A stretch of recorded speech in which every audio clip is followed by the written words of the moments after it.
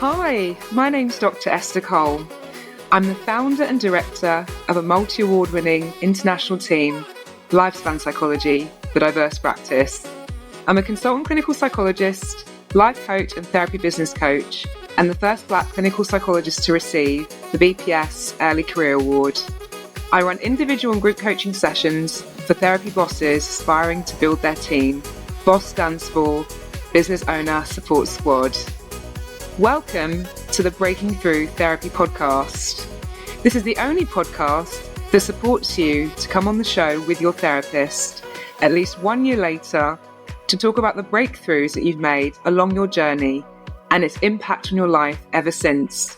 So this is the Mental Wellness Podcast for people interested in having talking therapy, professionals who deliver talking therapy, and everyone in between.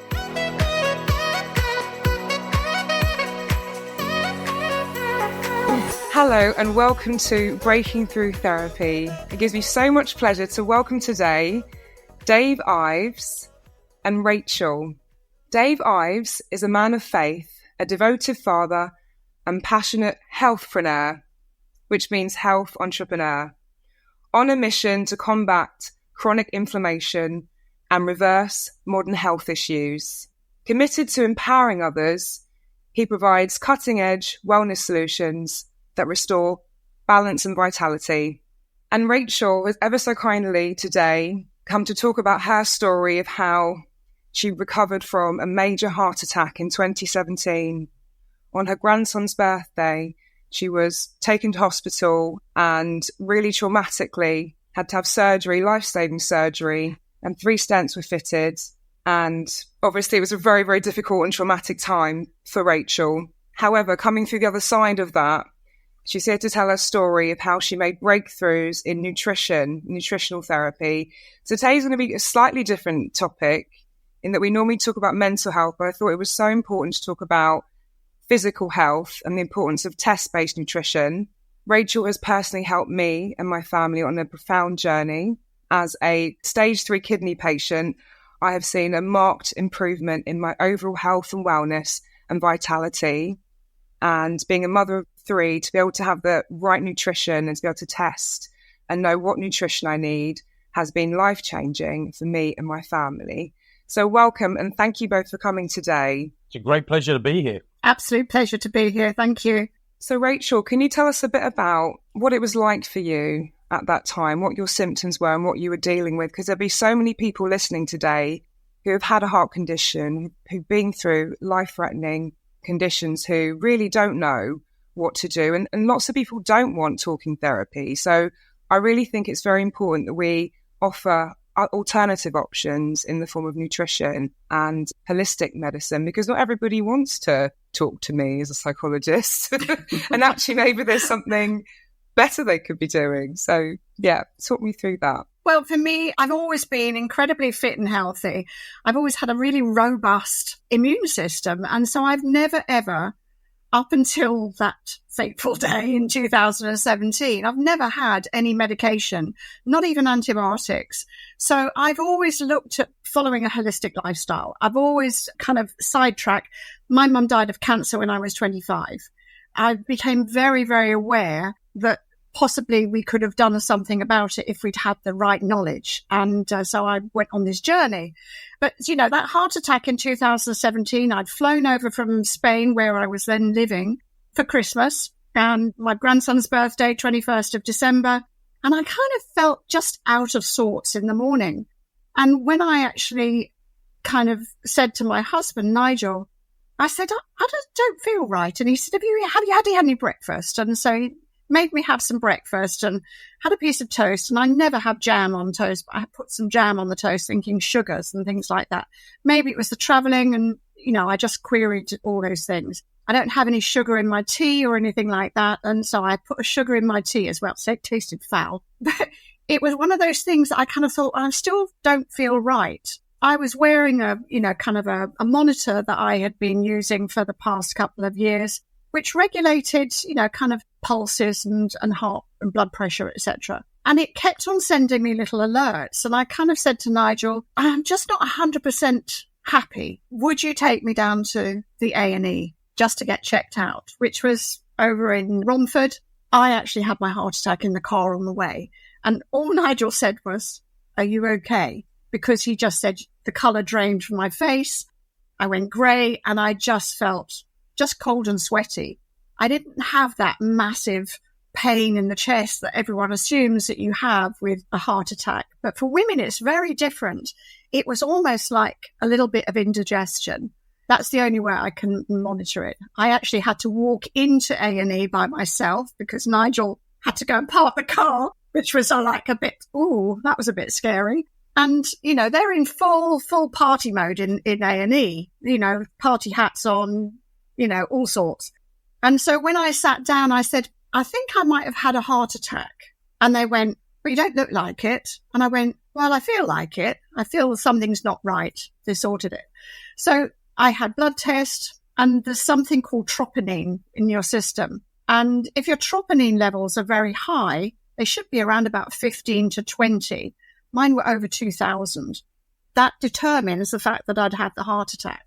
They said, "Well, you seem to be okay." And I stayed at A&E and they said, "We think you'll keep you in overnight." And then when those troponin levels came back, they said, "You're going to St Bartholomew's. You're going to be in an ambulance now. Where's your husband?" I said, "Well, I sent him home because you..." They weren't aware how serious it was because you looked well and... Yeah. And I think that is one of the underlying things. I've always looked fit and healthy. So that to me was a big, wake up call. Gosh, I've had a heart attack. Had my 3 stents fitted at 1:30, 2 in the morning. It was one of those things. I felt very vulnerable just purely on the fact that I had to sign my life away effectively, kind of giving them an authority that I was happy to have this treatment. Nigel wasn't around. I had left my phone at home. All the things that you forget, when you're in crisis. So I just kind of went, well, I have to let go and let God and just hope it all happens for the right thing. It actually was the anniversary of my father's death. My father died on the 22nd. Oh, even more traumatic for you thinking that was your fate as well. Yeah, and I just said, "This is not a good day to die." And so she just looked at me and she said, "Oh, okay." Anyway, I came through it fine. That's the most important thing. Of course. So we want to hear how you knew Dave already, didn't you? Yeah. You were friends. Yeah. And what is it you said, Dave? We kind of fast forwarding 18 months now because that was in 2017. I kind of not re-met. We were still in touch, but I met with Dave in the beginning of, in fact, it was Easter Sunday, wasn't it, Dave? In Worthing. And I came armed with Easter eggs for his young daughter, and Logan. And it was just really, he wanted us to have a look at what he was doing. And he asked one very, very simple question. It was a memorable Sunday. Can you talk us through it, Dave? It'd be lovely to hear from you. I know we've skipped a bit, so we can go back. Sure. But just to understand, obviously, how you went from that fateful day to then you already knew Dave, but then what Dave then introduced you to, and then we can go back and sort of see how that unfolded. Knowing of Rachel and Nigel, that they've always been into their health and our paths had crossed previously. A few months prior to us getting reunited, as it were, I was exposed to understanding the importance of inflammation, the silent killer, that you can't see it. Knowing that Rachel and Nigel had always been sort of aware. There's a lot of people that aren't aware about just being looking well doesn't mean that is the true reflection of what's going on under the hood, as they say. And so Rachel and Nigel were one of the very first when I saw the ability to be able to test some of our biomarkers. I knew how, if anyone would pass this biomarker because they were aware of it, it would have been Rachel and Nigel. And so they were one of the very first that I reached out to, and it happened to be Easter Sunday, and they come bearing gifts for my daughter. And that's how our journey over the last 5 years, and part of that, unbeknown to me, I wasn't aware of Rachel's experience that she had gone through and what she was recovering from. But as soon as I asked her certain poignant questions, it really opened a Pandora's box of investigation and highlighting that what we think is health is not necessarily the true reflection of that. And in that process, Rachel and Nigel and I have moved on a journey, not just helping their journey of recovery and moving into a preventative state of health, but we started to touch thousands upon thousands of lives, not just in the United Kingdom, but around the world. Mm-hmm. And how do you do that? Talk me through it. There's obviously a test that you take. Talk me a bit through that. What does it show and what are you looking for in that test? My era was ate what was put on my plate in those years. And then fast forward as convenience comes along and 24/7 options where everything's available to us. And people's diet has really shifted. But in that process, we've also seen chronic issues develop even greater. There's a relationship to the amount of how sicker we're becoming as a species and as a nation based on our ultra-processed food diet. And a few short months prior to reuniting with Rachel and Nigel, I was challenged myself. I'm an ex-sportsman. I used to play competitive sports, and I was a hospitality restaurateur, so always dealing with fresh produce. And I was asked a very simple question, like, did I know whether what I was eating and any supplements I was taking was actually effective, being absorbed? Because today we are no longer what we eat. We are what we eat if it can be absorbed and used by the body effectively. And I said, no, I don't. And they asked me if I'd ever taken a test to find out where my inflammatory markers were. One, I didn't know what inflammation was. And two, I didn't know we could act as a test. And from that moment, my whole paradigm shifted. It's not what we see that's key. It's what we don't see we need to test. And so I wanted to challenge Rachel and Nigel because I knew how they always put health as a priority. Unbeknown to me, she was recovering from that episode, but that really highlighted a few things. So I challenged them both. The two things is, I know they take a lot of supplements. I know they make health as a priority, but did they really know if they were really in that safe zone when it came to their biomarkers? And that's when Rachel and Nigel were very open to taking the test and then shared their story as Rachel is sharing today with us. And what 3 breakthroughs did you make when you had that test, Rachel? The first one, Esther, was shock because I was very blasé when Dave suggested, he said, he asked me a question, is health important to you? And I said, absolutely. You know, knowing that I'd been through this episode of, illness, or not illness, but, kind of trauma, I was very blasé. I have been an omega-3 taker for 34 years prior to doing that. So for me, I thought I was doing everything possible. I'd studied nutrition. I won't call myself a nutritionist because I did it for my benefit. But for me, it was about having that knowledge available to me. And I said, oh, well, I'll probably be in balance because I've taken a product for so long. And I wasn't. I was horrendously out of balance. And I just went, so all that money I've spent on a product that's not working over the last 34 years, first of all, I was angry because I've always been of the opinion that we are what we eat, as Dave was just saying. But it is a case of we are what we absorb. And if I'm not absorbing things, and then I needed to do something about it. With the research that both Nigel and myself had done after I had my heart attack, the overwhelming research said, omega-3, you really need to increase your omega-3 because that helps with the viscosity of your blood.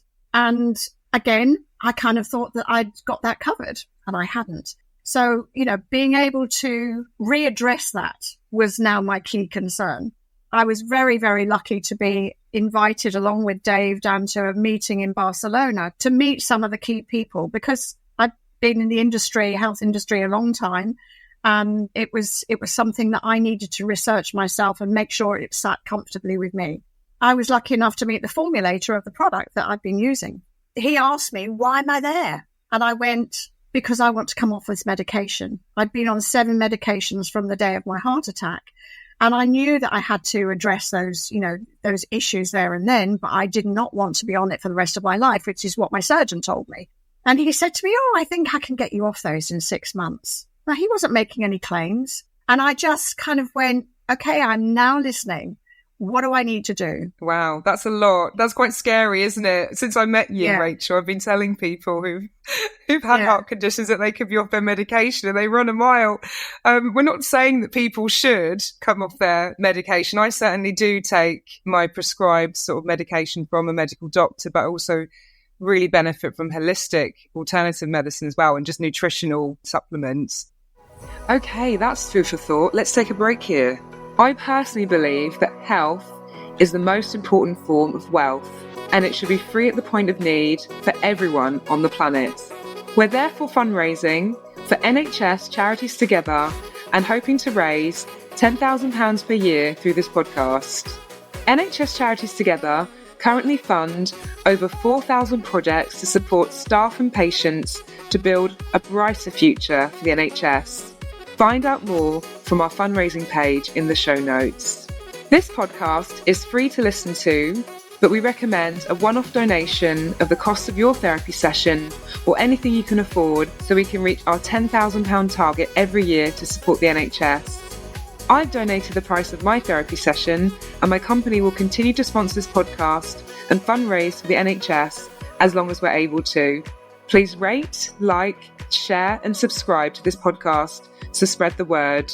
If you would like to sponsor us or feature on the show, please email info@breakingthroughtherapy.com. So the omega-3 testing to assess your inflammatory markers, you were able to stop all your medication. And you've also wrote to me something about 3 simple biohacks could fast track your health improvements. What does that mean? So, well, I think, first of all, being able to monitor what you do, monitoring that. So, there's 3 different biohacks, as you quite rightly say. It's just really, I've always believed that it's down to the individual. But personally, I've found that so many actually like being unwell or being a victim, and it's a challenge. I've talked to many, many people. So there are those who aren't even prepared to entertain something alternative. So we know that that's thing. But I think it's just really about being able to monitor regularly. So once a year now, to make sure that I know that I'm still on track. So it's establishing my 6:3 ratios are continuing to stay where they should be. The 3 simple biohacks, my cellular health, which my gut health, and my immune system. And, despite the fact that I've always had a really good immune system, obviously it wasn't good enough. It wasn't good enough at that time. But being able to, kind of reduce my medication was a big thing for me. So I reduced it at 3 months after I started on the program that I was recommended to go on. And 4.5, I would say, I then stopped all my medication. But I tested again and I'd come down so considerably and I was almost back in balance. And for me, that was an indication that the product was working. The other thing is I was diagnosed with osteoarthritis in my knee. I was 63 when I had my heart attack. I'm now 70. And I just kind of think, we all go and get aches and pains as we get older. But it was just, if I don't have to take any medication, and I didn't want to take medication for osteoarthritis, within 5 weeks of being on the products, that had gone and it's never come back. So it was omega-3, and then what kind of other substances, natural substances for your osteoarthritis were you taking? Okay, so I use a prebiotic powder, which is, I think, in crucial because we know that our gut is our second brain. I actually consider it to be the first brain. It's part and parcel of the whole endocrine system, our hormone production, everything. And if you have that in balance and that in the right, how it should be, the right microbiome, then your body functions that much better. And then obviously using the immune multivitamin, which actually helps boost your immune system, has been just second to none. So I don't get the coughs and colds that everyone has. And despite, having had the C word, COVID, twice, I've literally sailed through it. I've kind of gone, don't feel well. But it's not been an issue for me. Dave, I'd love to hear a bit more from you because that is my story as well. That's why I'm so passionate to bring particularly omega-3 testing onto the show as something a bit alternative to mental health, because I had one tiny cold that lasted 3 days in 6 months, and I'm a stage 3 kidney patient since I started taking the omega-3 product. Dave, I'd love to hear what you're, as a former sportsman and so on, have you had any sort of benefits as well? Or? I think for a lot of us, Esther, is people understanding why is it important? Essential. We've heard of the term essential fatty acids, and it's the only one with the word essential in front of it. But it's commonly known as omega-3. But most people don't know that our bodies don't produce it. And so if our bodies don't produce it, then we must consume it. And if we're consuming it from Mother Nature, food, like we used to, we got the right balance of our essential fatty acids. But as we all know, that needle of food has moved away from food and shifted rapidly to ultra-processed foods. And so today we're not just consuming enough. So people then shift to supplementation. And so they go and buy omega-3s because you can Google it and realize how important it is, because Rachel shared on several areas, our microbiome, our cellular health, our immunity, requires omega-3. The challenge is, if we can't see it, then we need to test. And so test-based nutrition is really bringing people out of the dark of just literally taking supplementation off the shelves and giving them evidence-based results. And me being an ex-professional, semi-professional rugby man, recuperation, I mean, we exert ourselves tremendously in a game, and it can take a day or two, but that's because of inflammation. When you're a high competitor, reactive time, mental alertness, brain fog, these are all components that if you can improve, you're going to improve your output. So I always put people into two categories, whether they admit it or not. There's either those that are into their health and those that have health issues. And today, that second category is getting bigger and bigger, but people have started to normalize conditions today because everybody else has them, so they think it's normal. And that's the shift that we want to help people understand is we don't need to feel old in our 40s, 50s, 60s, and 70s. If we are, it's because it's inflammation. Majority of the things we see today is because of inflammation. So if we can test for that, and then we could bring a solution to it and retest to prove that it's worked, then what we're doing is we're not waiting till we're broken to go to our health system to be a burden. We're actually moving people into preventative health. And when it comes to mental health, as you mentioned, Esther, gut health is influenced dramatically by the microbiome, and omega-3 plays a huge role in the things like we hear about today. Of course, no medical claims, ADHD, autism, Alzheimer's, Parkinson's, anxiety, depression. It's because generally there's an imbalance. But if you don't know about the ratio, then how do you know to go test for it? And what ratio is optimal? What are the kind of ratios that you're seeing?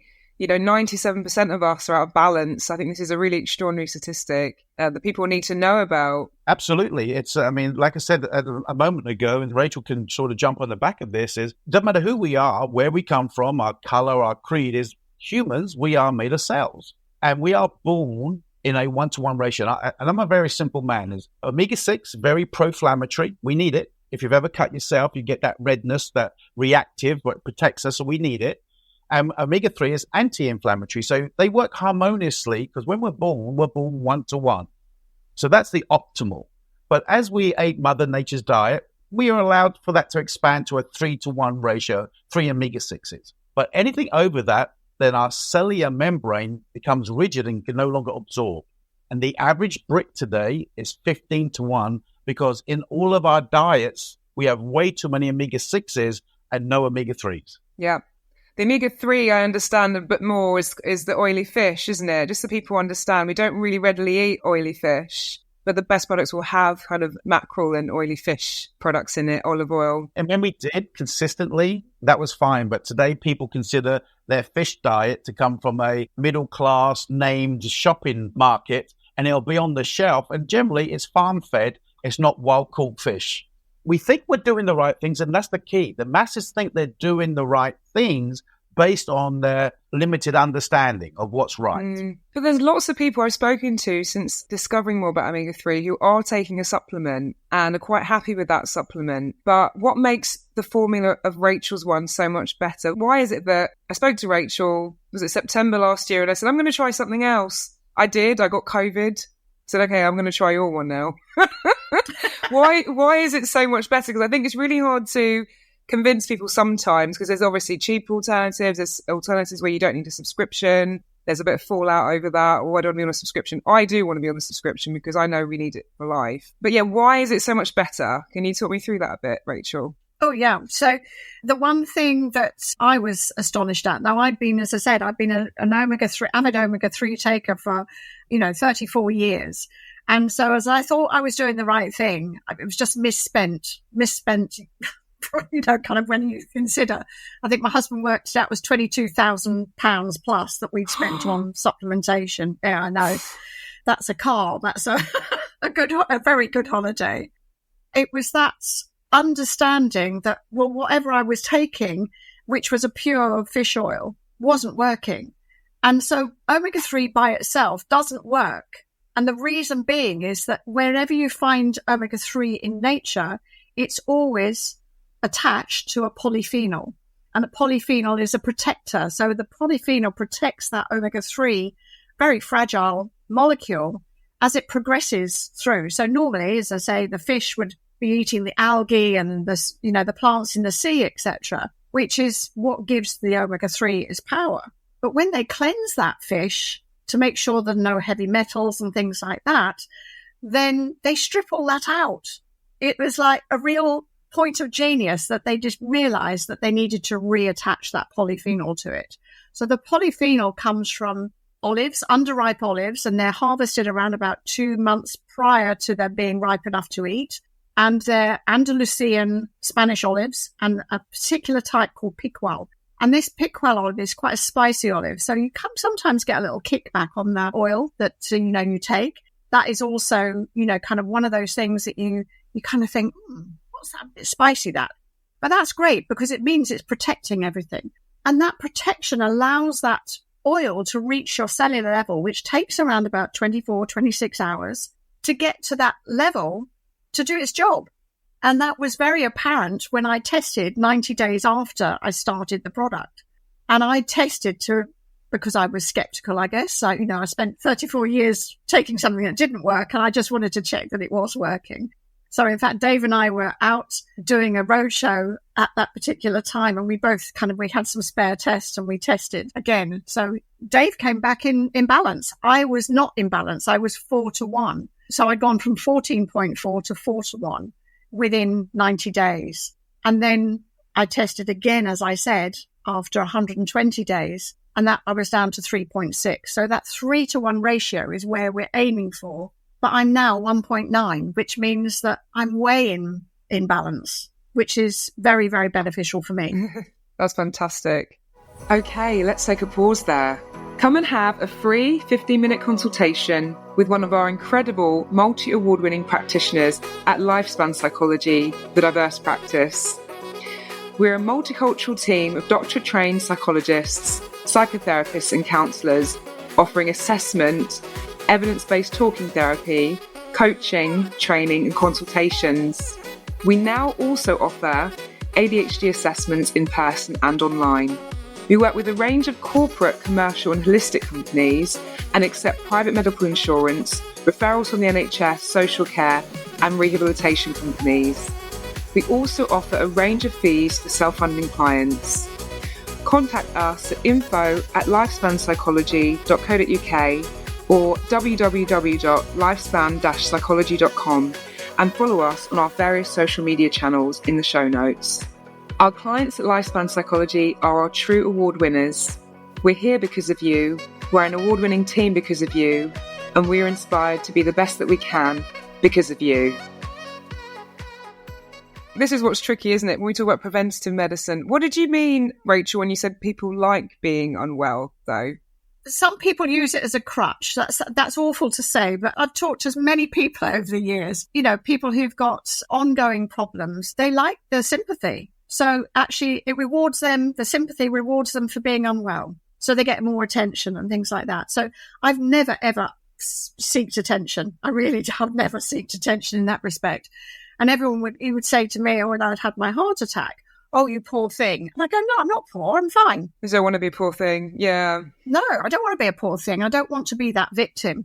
But some people feed on that. So whether it's an ongoing, I have someone I know who has MS and she harps on constantly about, "Oh, it's because of my MS. It's because of my MS." But she's not doing anything about it other than taking the medication, which, that's her choice. That's her choice. It's so difficult, though. Sorry to interrupt you. I was at a health appointment this morning for my kidneys. I was explaining the benefits of omega-3, and I've had a stable kidney condition for 5 years, which is almost like a medical miracle.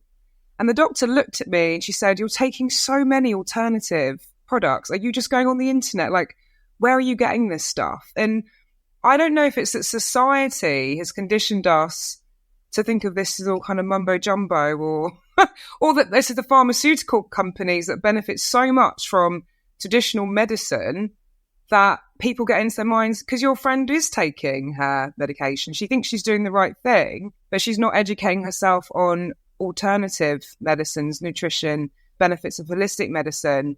So I think we're really stuck in a society that is keeping us sick because of maybe, the pharmaceutical companies who benefit, or, I don't know what you make of that, Dave. I think it always starts, I just always challenge people, Esther, to ask us really, really profound, simple question. I always ask them and say, Esther, look, in your personal opinion, are people healthier today or less healthier than, let's say, 5 decades ago? And they come to their own conclusion. But the challenge is we got more chronic ailments today, whether it be skin issues, brain health. There's a disparity there because we have more choice when it comes to food, but really, is it food? Are we eating things that fill us up and momentarily we're hungry again because there's no nutritional value in it? The latest era the last era that was really healthy was the Victorians, right? They moved more and they ate less and clean. And then 100 years later, we move less, we eat dirty, and we even have Deliveroo deliver it to our door. But don't we live longer now, though, Dave? We don't live longer. We live about the same, but the latter years of the modern society is poorer quality than the Victorians. Wow, I didn't know that. And most of them are on medication. Yeah. Even if you think about, just the fact that, kind of we all jump in our cars to go 5 minutes down the road, whereas in Victorian times you would have walked that. So, the fact that you're being active. And, as Dave quite rightly said, I think the average calorie intake for a worker in the Victorian times was between 5,000 and 6,000 calories. We're just eating that amount now. Or most people are eating that amount now and just sitting on the sofa and jumping in the car. So there has to be input and output.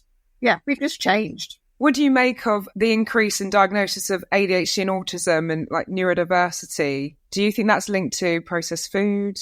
I had an experience as well talking about omega-3 oils. My 4-year-old was on the brink of exclusion from school at the end of last year. And I was being invited to all these parents groups for autism, a lot of challenging behaviour. And I spoke to Rachel about it, who'd already got me started on the oil. And within 2 months, my daughter's behaviour was, she actually had the best school report of all 3 of my children within 2 months. That's the sort of thing that we love to hear. That healthpreneur title that you shared as you introduced me, Esther, that's what we do. We want to impact people because people are living in a quiet desperation a lot of the time, don't know where to turn, they're going down the traditional routes and they're doing what they think is right because that's how mainstream has taught us. And so when someone comes along with a little bit of left field, like, hey, if we actually put real food back into our bodies know what to do with it. Now, we can't make medical claims, but, there's a lot of things that we can repair, we can reverse, and we can eradicate in some conditions because inflammation has been brought. A quick analogy is omega-6, like I was explaining, we need it for protection, and omega-3 is anti-inflammatory, and so they work together. But that's like a brake and an accelerator of the car. We need both. But if the brake's broken, the omega-3, but the omega-6 accelerator is flat on the floor, you're going to have a car crash. And that's exactly how humans are today. We are so inflamed on a cell level, we're seeing skin issues, bowel conditions, brain issues. And there is a direct correlation now between our microbiome in our gut, the depletion of omega-3, our depletion of DHA, which is an element of omega-3 around the brain. And because of the vagus nerve, as Rachel indicated, it's a connection. In my personal opinion, there's a direct correlation with the increase of consumption of ultra-processed foods and brain health.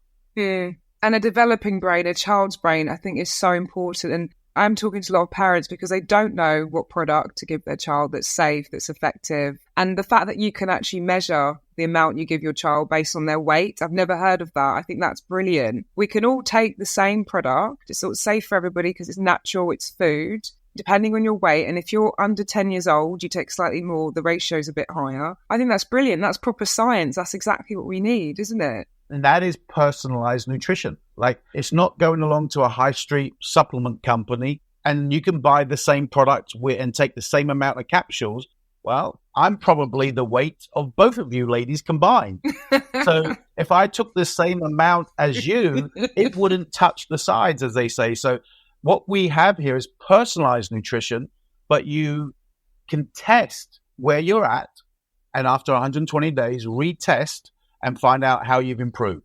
And then you go into a maintenance mode. Like Rachel, I'm now 5 years on the product and I'm now 1.7 in balance, almost back to where I was birthed. So if there's a way that we can remove the guesswork when it comes to cell health, and we can help people move from maybe conditions and bring them back into preventative health, that's going to make a dramatic impact in society. Absolutely. Absolutely. The doctor today was saying to me, should we test all your children for the genetic kidney condition you have? And I thought, well, maybe when they're over 18, but in fact, if I knew at 18 that I had this DNA and I'd started taking this then, who knows? Maybe I wouldn't have got the condition in my 30s, because it expresses itself in later life. Like genes interact with environment. There's so much there that it's what you give your body, isn't it? And then the genes kind of react or respond to the environment and the nutrients you put in it. I think, Esther, people are starting to ask better questions. They're starting to be inquisitive. But it's people like Rachel and like you bringing people's attention to go explore a little. A very simple question. Esther, is health important to you? Always.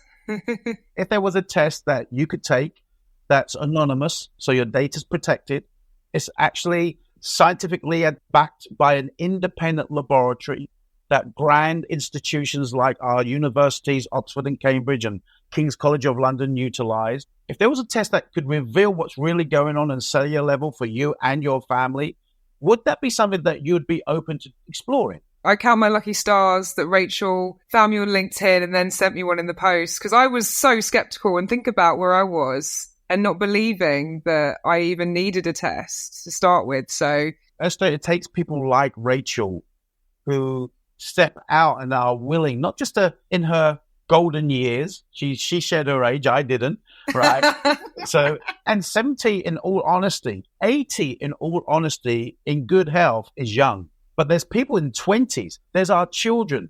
I'm a father of 6. Children under the age of 10 should not have anxiety, shouldn't have skin issues, shouldn't have these ailments that we go, poor Johnny. When I was at school, I was probably one of the only large people.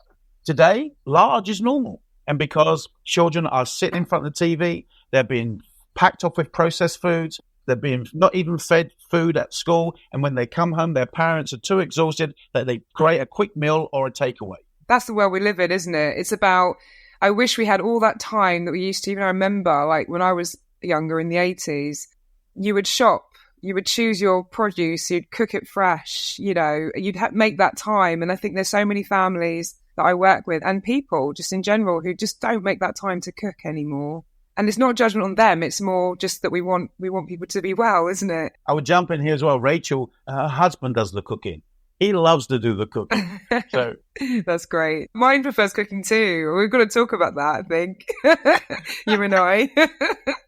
I think we're quite extrovert people, though, aren't we? I think we like to be out and about talking to people. I think not so much in the kitchen, you and I, Rachel. So I know that we're going to have to unfortunately end this really, really fascinating conversation. I hope people listen and find benefit in it. And thank you so much for sharing your story so generously with us. And thank you, Dave, for coming as well and sharing your expertise. And you are a healthpreneur, a health entrepreneur. So if people wanted to get in touch with you and find out a bit more about the business, how could they do that? Are you on socials, or what's the best way of contacting you? I'm still very much an interactive individual, but Dave Ives, look me up on Facebook. I'm on Insta at 4Ds, DD Ives, which stands for Daily Disciplines Done Daily. Oh, I like it. Say that again. So DDD, Disciplines Done Daily. Daily Disciplines Done Daily. So what if we could introduce a health regime, just a little bit of oil each day as a discipline, and we do it daily, then we could actually take responsibility and control of our optimal health. And so, of course, anybody that's really pursuing optimal health and wants to know more, then, of course, Rachel is available as well, and your good self can guide them into how to get in contact with us. Yes, I've got this brand new, exciting shop, which I'll put a link in the show notes. And anything that the two of you want me to put in the show notes, I can. But come and have a look at my glossy new shop. And just book in a free consultation with us and we can talk you through it. Thank you both so much. Did you have one more thing you wanted to say before we go? I would just like to challenge everyone who's listening is Answer that very simple question. Do you consider health to be a priority and important? Then if it is, then if you don't know what's really going on under your bonnet, your hood, then you owe it to yourself to at least get tested.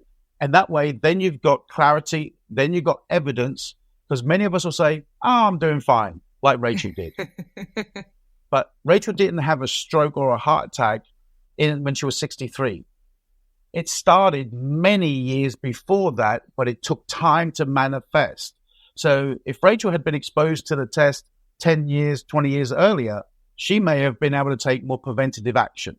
So if you don't know, stop guessing and take a test and have evidence. Brilliant. That's a great way to end. Thank you so much. Really appreciate you inviting us on today. If I can help anyone make a transition from their, kind of their situation, then I'm more than happy to speak to them. So, yeah. Yeah. And like in my example, even if you have chronic illness, it doesn't mean you can't live well with the chronic illness. So it's never too late.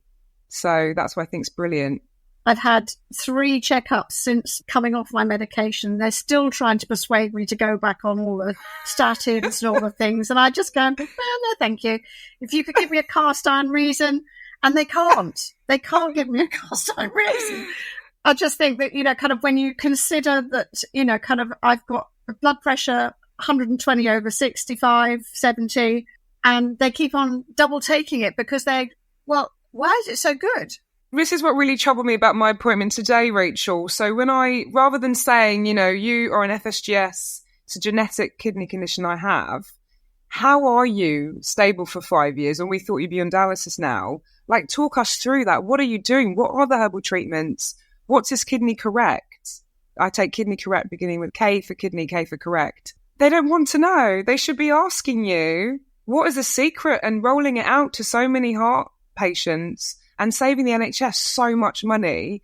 This podcast is for NHS Charities Together, and we're hoping to raise money. And I honestly feel that the work that you're both doing, and hopefully me too, is going to save the NHS so much money, because we're going to prevent so much chronic illness and inflammation. But it's that medical model. A doctor goes through 7 years of training and has an optional half day on nutrition. Optional. Oh gosh, that'll have to be my shocking bite-sized video reel, that bit. I know. So that was from a doctor friend of mine. We do an optional half day. And I went, so you could actually say that's a Mars bar in each hand. I'm not being facetious now, but yeah. I'm so sorry we have to go. I'm just aware of the time with, we've all got kids to collect from school and whatnot. So this will not be the last time we talk. I'm going to say goodbye. Thank you for coming. Thank you for having us. Thank you.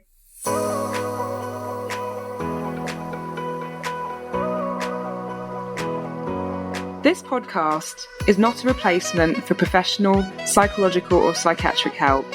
You can book an appointment with our team on info@lifespanpsychology.co.uk, but we do not provide a crisis service. If you've been affected by any of the content and need to speak to somebody urgently, please contact your GP to make a referral for talking therapies. You can contact NHS 111 out of hours or the Samaritans on 116 123. Childline also offer a free confidential helpline for children and young people in distress and offer support from counsellors online. Call 0800 1111 or go to www.childline.org.uk. If you're worried about someone's safety, please call 999 and bring them to the Accident and Emergency Service. You can contact the charity CALM, Campaign Against Living Miserably, or NSPCC for Children. These resources are in the show notes. Thank you for being part of the Breaking Through Therapy community. I would also like to thank the composer of this theme tune. It's called Bliss by Luke Bergs. Let's dive into more conversations that change the courses of people's lives in upcoming episodes.